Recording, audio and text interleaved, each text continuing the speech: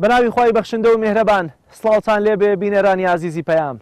بەرنامەی بەدواداچوونی ئەم هەفتەیەمان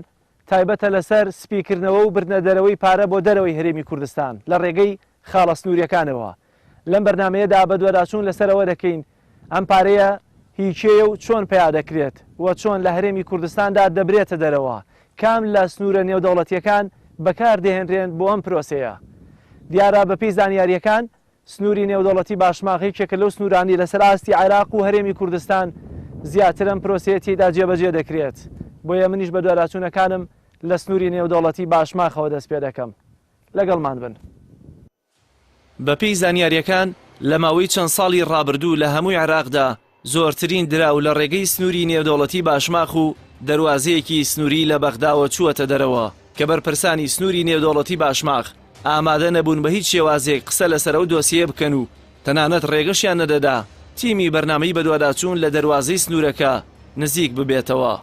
سپیکردنەوەی دراو یان بردنە دەرەوەی تەنها بە کەسێک یان لایەنێک ناکرێت، بەڵکو پرۆسەیەکە لە ڕێگەی کۆمپانیا و خەڵکانێک لەناو خاڵە گومرگیەکان و بانکە ئەهلیەکانەوە جێبەجێ دەکرێت کە خەڵکانێکی باڵادەست و بەرپرسانی باڵەیان لە پشتەوەیە و ئەو پارەی بە ناشەرعی کۆیان کردووەتەوە دەیبەنە بانکەکانی دەرەوەی وڵات و لە وڵاتانی ئەوروپا و ئەمریکا و بەڕێنانی پێ دەکەن. زۆر سپاس کاکسۆران بۆ دەرفەتە. کاکسۆران سەبارەت بە سپیکردنەوەی پارە یا برنە دەرەوەی پارە ئەم پرۆسەیە چۆنە لە هەرێمی کوردستانە بە تایبەتی لەم 2-3 ساڵەیە خێروەکەوەی کە باز دەکرێت و زانیاری هەیە ئەم پرۆسەیە زیاتر بوو ئەگەرچی قەیرانی دارایی لەم 2-3 ساڵەیە خێرا زیاترە. بەڵێ دیارە مەسلەی بردنە دەرەوەی پارە ئەزموونێکە لە عێراقەوە نەقڵ بۆ هەرێمی کوردستان و خەڵکانێک لە هەرێمی کوردستان بۆ دەربازکردنی پارەی حرام و دزراوی کۆمەڵێ بەرپرس کە بە ناشەرعی و بە دزی پارەکەیان پیا کردووە ڕێگایان دۆزیەوە بۆی ئەم پارانە لە هەرێمی کوردستانەوە بەرنە دەرەوەی وڵات لەوێ بزنسی خۆیان و ڕەفاهەتی خۆیان و کڕینی کۆشک و تەلار و جۆرەها کۆمپانیا کە پێیان کردووە لە دەرەوەی ئەم وڵاتە. پرۆسەکەوا دەستی پێکردووە سەرەتا دیارە لە باشووری عێراقەوە ئەم پرۆسەی بردنە دەرەوەی پارە ئەنجام دراوە، دواتر هێنراوە تا هەرێمی کوردستان. لە هەرێمی کوردستانیش لە ڕێگەی چەند بانقێکی ئەهلیەوە کە هەمویانی بەرپرسەکانی هەرێمی کوردستانن یان هەندێک لەو بانقانە بانقی عێراقین ئەهلین لقیان لە هەرێمی کوردستان هەیە. لە ڕێگەی ئەم بانقانەوە کە هەمویان ئەوانەی عێراقیشی بەرپرسانی باڵان هاتن شەرعیەتیان دروست کرد بۆ ئەم پارانە بخەنە نێو بانقە ئالیەکان بە ناوی بزنس و بازرگانیەوە.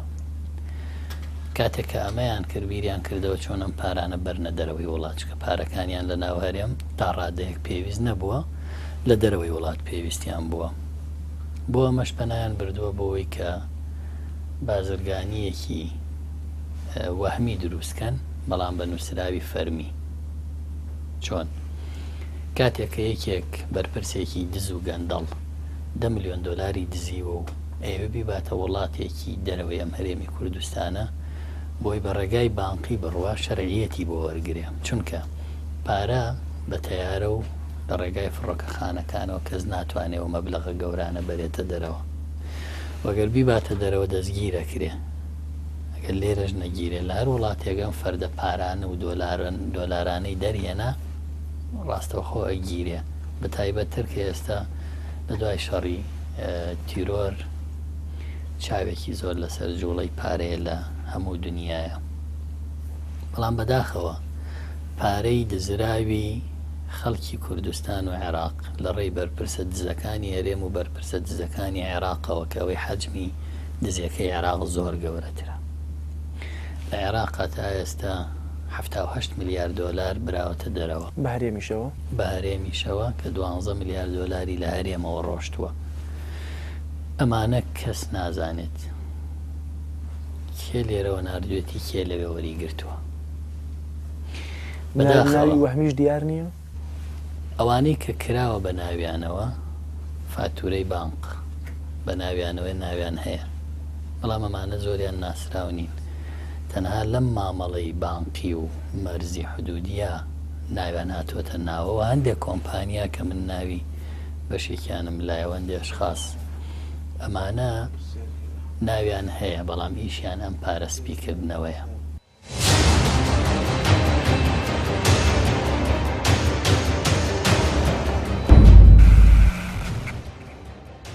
لە ساڵی 2017ەوە هاوردە و هەناردەکردن لە سنووری مەرزی نێودەوڵەتی باشماخەوە بووەتە سیستەمی ئەلکترۆنی کە بەپێی زانیاریەکان پێش ئەم سیستەمە نزیکەی 30 کۆمپانیا و زیاتر لە 150 کەس ناویان لە خاڵە گومرگیەکاندا هەیە کە بێ ئەوەی هیچ کەرەستە و کەلوپەلێک هاوردە بکەن پسوڵەی گومرگیان دروست کردووە کە بەپێی پسوڵەکان لە ڕێگەی بانکە هەلیەکانەوە بە سەدان ملیۆن دۆلاریان بردووەتە دەرەوەی وڵات.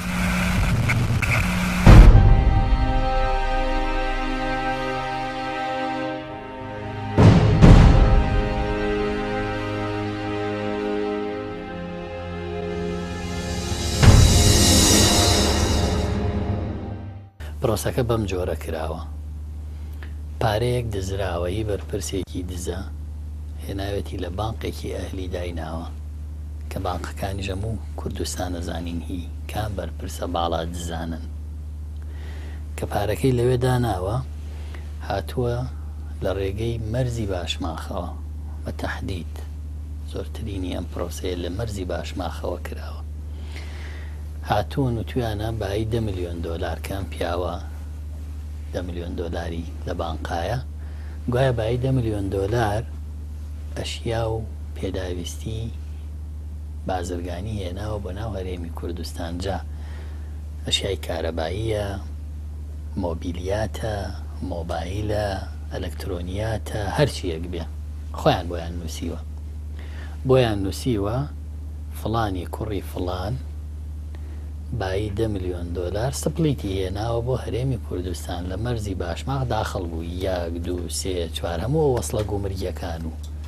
هەموو ئەو مۆرانەی کە بۆ داخڵبوونی ئەو مەوادە پێویستە هەمووی کراوە بە پارە بەو مۆزەفانی کە لە مەرز کارەکەن لە گومرگ و لە شوێنەکانی تر. ناوی فاتورەی چەکی بانقەکە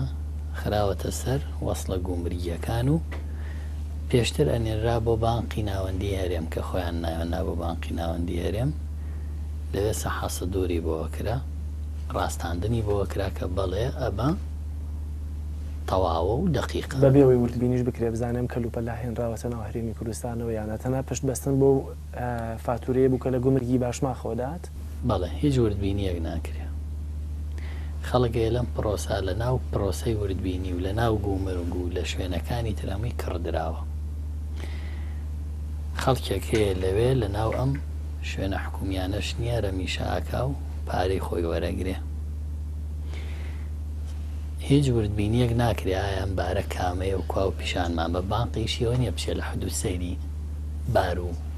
لۆری و شاحینە بکە بزانێ گەیوەیانە بەم جۆرە بانقی ناوەندی هەرێم بڕیاری داوە بەڵێمە تەواوە و دوایی ئەمەیان لە بانقی ناوەندی هەرێم سندەوە بانقی مرکزی عێراق فەرعەکانی هەولێر ئێستا ئیشاکە و دوایەوە ئەم ئیشە چۆ بانقی مرکزی و سەحاسە دووری بۆ کرا ڕاستاندنی بۆ کرا کە سەلماندیانەمە بەڵێ وایە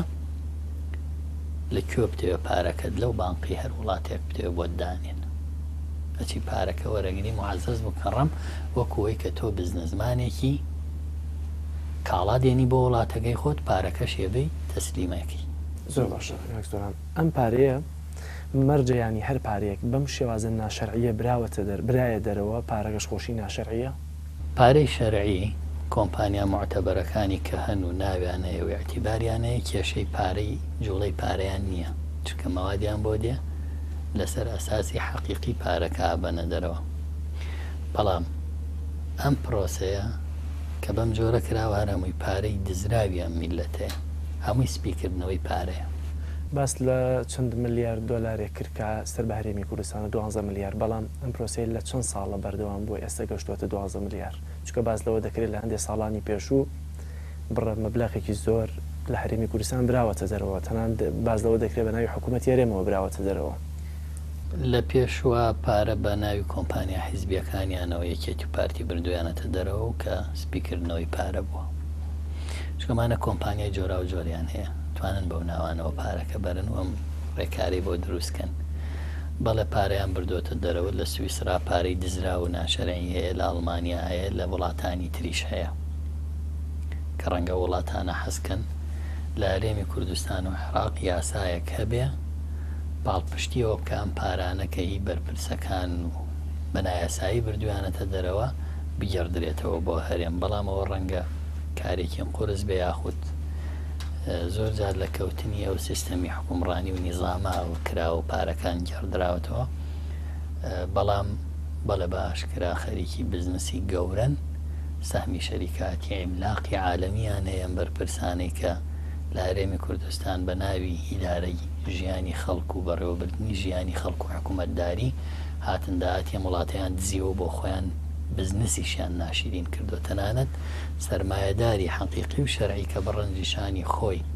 سەرمایە هەبووەمان بە زۆر یابوون بە شەریکی یا ناشرینیان کردو ێستا خەڵک پێی وایە کەس پارەی هەبوو ڕەنگە مەسوولە شەریکی بێ یا ئەمە پارەی ناشەرعی بێ ئەوەشیان ناشرین کرد بزنسیشیان ناشرین کرد بازاڕیان احتیکار کرد پارەکەشیان لە وڵاتە بەکار نەهێناوەتەوە بردویانە لە دەرەوە کوڕوونەوەکانیان ڕابواردنی پێەکەن و لە دیسکۆکانە پێی ڕابیێرن و بۆ خۆیان بوێت لای خەیاڵی و سیارەی ئاخر مۆدێل و ژیانێکی پڕ لە ڕەفاهیەتی پێبەن بەسەرەوە ئەوە ژیانی خەڵکێکە کە خوێنی بەخشیەوە بۆی ئەم وڵاتە ئاوانە بێ بۆی حکومڕانی خۆمان بیکەین بەڵام بەداخەوە کۆمەڵێت دزمان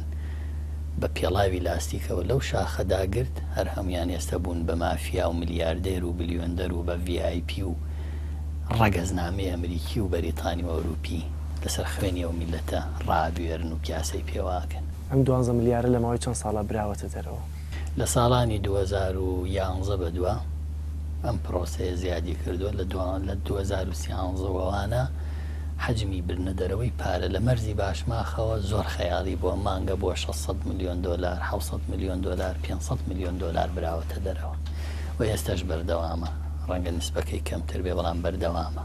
واتە کاتێک دەڵێی مەرزی باشماخ تەنها مامەنجەوەیە کە فاتورەکەی لە باشماخا دروست دەکرێت بۆیە لە مەرزی باشماخەوە ئەم نیشیان کردووە چونکە خەڵکیان لەوێ کەڕیوە و ئەم پرۆسەیان لەوێ بە ئاسانی بەڕێ کردووە دەتوانین بڵێن لە شوێنەکانی تر ینی لە ڕێژەژ نییە لە بەسڕام پرۆسەیە زۆر بە پارەی عێراق لەوێ ڕۆشتووە دوای گوازراوەتەوە بۆ باشماخ لە حاجی و مەرانۆندە شوێنی تر بە ڕێژەیەکی کەم هەیە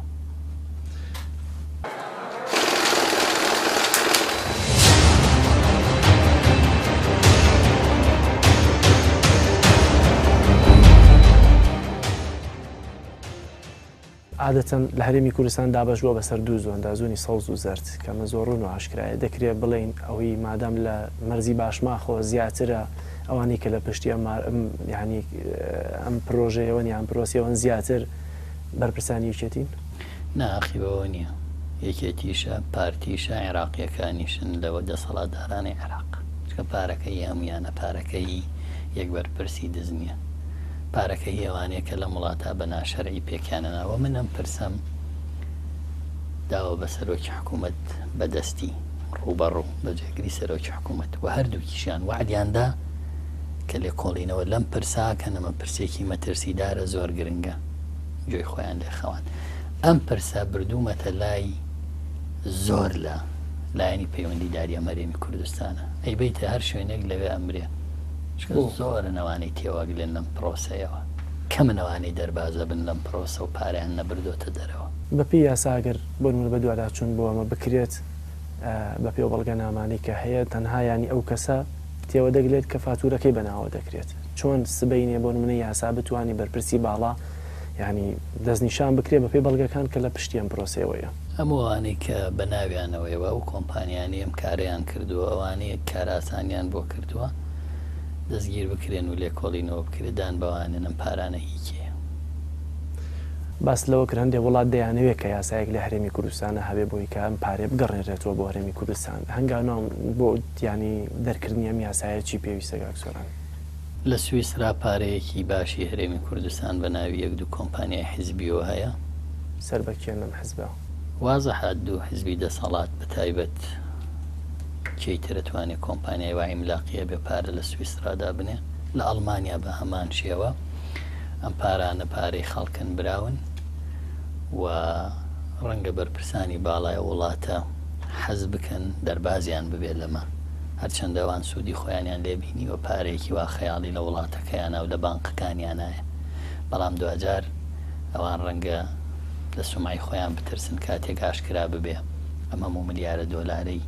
هەرێمی کوردستانیان لە بانقەکانیانان ڕاگرتووە و خەڵکی ئەوانیش تێوەگراوە لەم پرۆسەیە ئەم پرۆسەیە بە تەنیا نەکراوە لە هەرێمی کوردستان و عێراقەوە خەڵکی بیانیش ئەوروپیش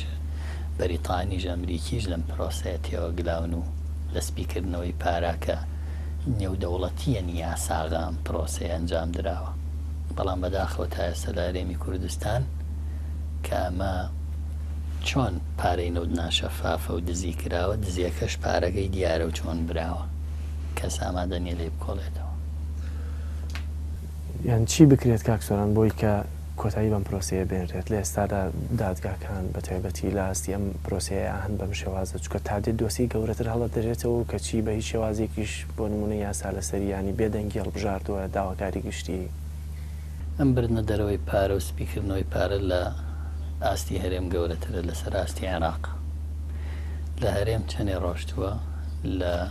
عێراق و بەغدا و بەسڕە و شارەکانی تر کۆی کەیتەوە دەهێندە و بیزێندە هەرێمی کوردستان پارە براوەتە دەرەوە ئەوانەی لە عێراق هاتن بوون بەدەسەڵاتدار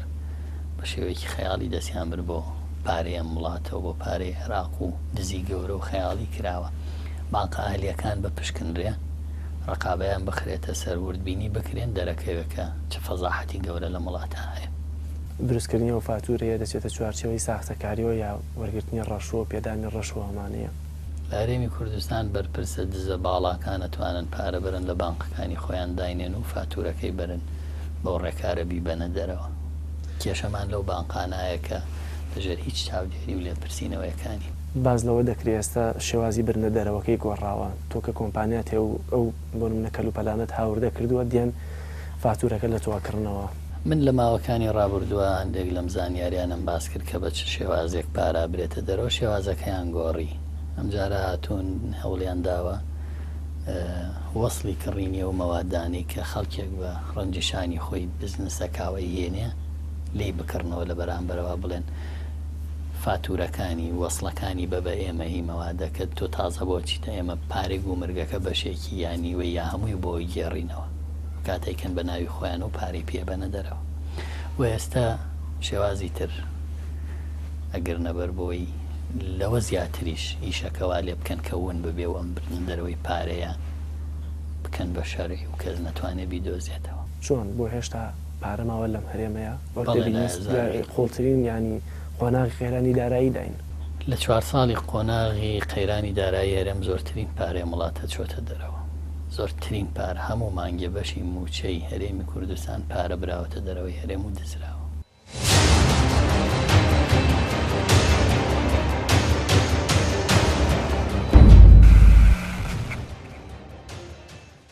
فرۆشتنی دۆلار بە دینار لەلایەن بانکی مرکزی عراقیەوە بە بانکە هەلیەکان و خەڵکانێکی تایبەت یەکێکی ترە لەو پرۆسانەی کە بەشێک لە بەرپرسانی عراق و کورد بە تایبەت بانکە هەلیەکان بە نایاسایی دراوەکە دەبەنە دەرەوەی وڵات بەپی بەڵگەنامەکان لە نێوان ساڵەکانی 2006 تا ساڵی 2014 زیاتر لە 312 ملیارد دۆلاری تەنها پارەی نەوت لەلایەن بانکی مرکزی عراقیەوە فرۆشراوە بە دینار بە بانکە هەلیەکان کە بەپی چاودێری لیژنە تایبەتەکانی ئەنجومەنی نوێنرانی عراق 200 ملیارد دۆلاری ئاشکرا و دیارە کە بە هۆکاری هاوردەکردنی شتومەک و کاڵابراوەتە دەرەوەی وڵات بەڵام زیاتر لە 100 ملیارد دۆلاری نادیارە و بەڵگەی یاسایی لەسەر برنە دەرەوەی نییە کە بانکە هەلیەکانی کوردستانیش دەگرێتەوە هەر بەپی زانیاریەکان لە دوای ساڵی 2006 تا کۆتایی ساڵی 2017 بەگشتی 1 تریلیۆن دۆلار پارەی نەوت هاتووەتە ناو عێراقەوە کە بەپی تەخمیناتی لیژنە تایبەتەکان نزیک بە 150 ئەو ڕێژەیە بە نایاسایی جارێکی تر براوەتە دەرەوەی وڵات دروستکردنی پسوڵەی گومرگی بێ ئەوەی هیچ کاڵا و کەلوپەلێک بهێنرێتە ناو عێراقەوە یەکێکە لە ڕێگا سەرەکیەکانی برنە دەرەوەی پارە کە بەپی زانیاریەکان لە 190 ئەو پسوڵانەی لە هەرێمەوە دروستکراون بە پسوڵەی ساختە ناو دەبرێن کە بەهۆی نەبوونی شەفافیەت و نەبوونی یاسای بوجە لە چەند ساڵی ڕابردوودا و تەنانەت نەبوونی ژمێرەی کۆتایی بوجە لە چەند ساڵی ڕابردوودا ئامارێکی ورد لەسەر ڕێژەی بردنە دەرەوەی پارە و بودجەی هەرێم دیار نییە. گەربەپەی پسوڵە گومرگیەکان کە پارەیان پێبراوەتە دەرەوە شتومەک هاوردە بکرایە، ئەوە تەنها بۆ پسوڵەی هاوردەکردنی تەلەڤیزیۆن لە هەرێمی کوردستان هەر خێزانێک 4 تەلەڤیزیۆنی بەردەکەوێت. گەربەپەی پسوڵەکان بوایە ئەوە هێندە پسوڵەی هاوردەکردنی کاڵای منداڵ هەیە کە کاڵاکان بەشی گەورەکانیش دەکات، کە ئەوەش دەرخەری ئەوەیە پسوڵە گومرگیەکان ساختن و شتومەکیان پێ هاوردە نەکراوە و تەنها ئامانجلی ڕازیکردنی بانکەکان بووە بەناردنە دەرەوەی پارەکە. پرۆسەی سپیکردنەوە و بردنە دەرەوەی پارە لە عێراق و هەرێمی کوردستان پرۆسەیەک نییە بە تەنها لە ڕێی گومرگێکی یەکێ لە سنوورەکان یان تەنها لە بانک یا تەنها لەلایەن ئەو کەسی کە دەوێت پارەکە بباتە دەرەوە ئەنجام بدرێت، بەڵکو ئەمە پرۆسەیەکە بە شێوازێکی زنجیرەیی کە هەمویان پێکەوە دەتوانن ئەم پرۆسەیە تەکمیل بکەن. بە پێو بەڵگەنامانەش کە دەستی ئێمە کەوتووە دیارە بانکەکان بە تایبەتی بانکە ئاهلیەکان ناویان هەیە لەوەی کە بەشدار بوون لەم جۆرە پرۆستانەدا، بۆیە دەمەوێت سەردانی چەند بانکێک بکەم بزانم وەڵامیەوان بۆ بەڵگەنامانە چی هەیە.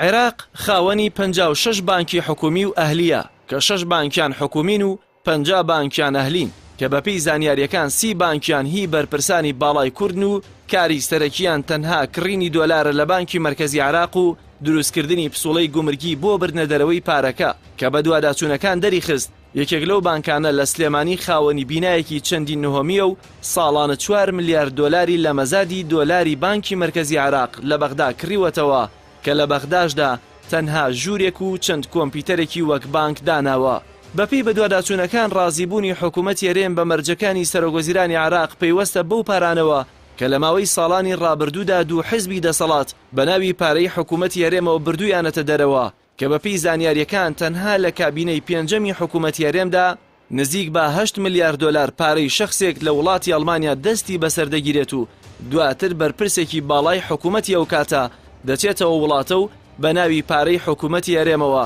پارەکە ئازاد دەکات و دەیخاتە بانکەکانی وڵاتەوە و تا هەنووکەش هیچ زانیاریەک لەسەر هێنانەوەی ئەو بڕەپارەیە نییە. لە کۆڕبەندی ئابووری دافۆز بەرپرسانی حکوومەتی هەرێم لە بەرامبەر هەڕەشەی حەیدەر عەبادی سەرۆگۆزیرانی عێراق بە بلۆکردنی پارەکانیان لە وڵاتانی دەرەوە کە بە زیاتر لە 50 ملیارد دۆلار خەمڵاندنیان بۆ دەکرێت و بە ناشەڕی کۆیان کردووەتەوە و بردویانەتە دەرەوە بە تەواوەتی ڕازی بوون بە مەرجەکانی عەبادی و ڕادەستکردنەوەی فڕۆکەخانەکان و خاڵە سنووریەکان بە بەغدا کە هەر ئەو هەڕەشەیەش بەهێزترین چەکی بەغدایە بەرامبەر بەرپرسانی کورد. عێراق و هەرێمی کوردستان بە تایبەتی بووەتە بازاڕی سپیکردنەوەی دراوی وڵاتانی دەوروبەر کە بەپێی بە دوواداچوونەکان لە سنوورەکانی کۆماری ئێرانەوە تمەنی ئێرانی بە قاچاقی دەهێنرێتە ناو هەرێمی کوردستانەوە و لە بازاڕەکاندا دەکرێتەوە بە دۆلار و دووبارە دەنێرێتەوە بۆ ئێران کاوەش بەشێک لە سەرمایەدارانی نزیک لە بەرپرسەکانی لە پشتەوەیە. یەکێکی تر لە ڕێگاکانی بردنە دەرەوەی پارە لە ڕێگەی سەرمایەدارەکانەوەیە کە بەپێی بە دوواداچوونەکان لە ناو بازاڕی دۆلارەکانی شارەکانی کوردستان زۆرن ئەو سەرمایەدارانەی دەتوانن بە ئاسانی چەندین ملیۆن دۆلار ڕۆژانە بگوازنەوە بۆ چەند بانکێکی تورکیا، ئەویش لە ڕێگەی بانکی کوردستانەوە کە ڕێکەوتنی تایبەتی هەیە و بانکی کوردستانیشی بەرپرسێکی باڵای کووردە. بەشێک لە سەرمایەدارەکان لێرە ئامادە نەبوون لە بەرترسی سەرمایەکەیان زانیاریەکان ڕاستەوخۆ بدرکێنن، بەڵام ئەوەی لە بەدواداچوونەکاندا دەستکەوت ئەوەیە سەرمایەدار هەیە نزیک لە بەرپرسی باڵای هەرێمەوەیە بە تایبەت لە وڵاتی تورکیاوە دەتوانێت ڕۆژانە 150 ملیۆن دۆلار بۆ هەر بانکێک لە هەر وڵاتێکی ئەوروپا بیەوێت بیگوازێتەوە.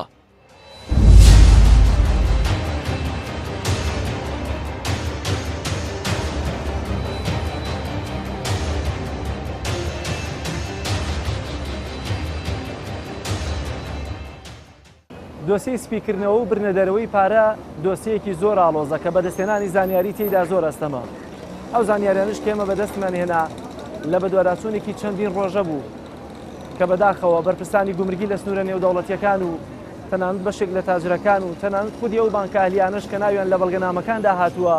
ئامادە نەبوون قسەمان بۆ بکەن. بۆیە ئێمە لە بەرنامەکانی داهاتوودا بەردەوام دەبین لەسەرم بەدواداچوونانە بۆی کە زانیاری زیاتر بۆیەوە بخەینە ڕوو. بەرنامەم جارەشمان بەم شێوازە کۆتایی پێهات تا بەرنامەیەکی تر بەخوای گەورەتان ئەسپێرم خواتان لەگەڵ.